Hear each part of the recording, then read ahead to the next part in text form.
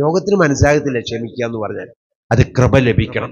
അപ്പൊ ക്ഷമ കൊടുക്കണമെങ്കിലും കൃപ ലഭിക്കണം, ക്ഷമ സ്വീകരിക്കണമെങ്കിലും കൃപ ലഭിക്കും. ഇത് രണ്ടും കൃപ വേണം. ഇല്ല, പറ്റത്തില്ല. അതുകൊണ്ടാണ് വെയിറ്റ് ചെയ്യണം.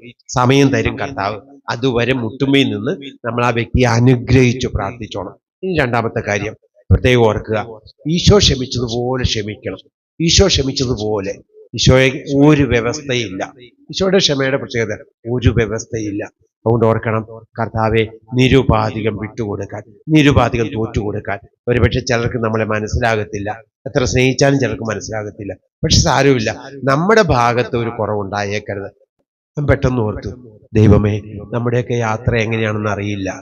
അതുകൊണ്ട് ഓർക്കുക, ഒരു ദിവസം പോലും പിണങ്ങിക്കിടക്കരുത്, കുറ്റപ്പെടുത്തരുത്, ആരെയും വിധിക്കരുത്. നമുക്ക് അങ്ങനെയൊക്കെ ഒന്ന് സ്നേഹിക്കാം, അങ്ങനെയൊക്കെ ഒന്ന് ജീവിക്കാം. എന്തുമാത്രം നന്മ ചെയ്യാവോ. അതുകൊണ്ട് ഓർത്തോണം, ഒരു ദിവസം ഒരാൾക്കെങ്കിലും നന്മ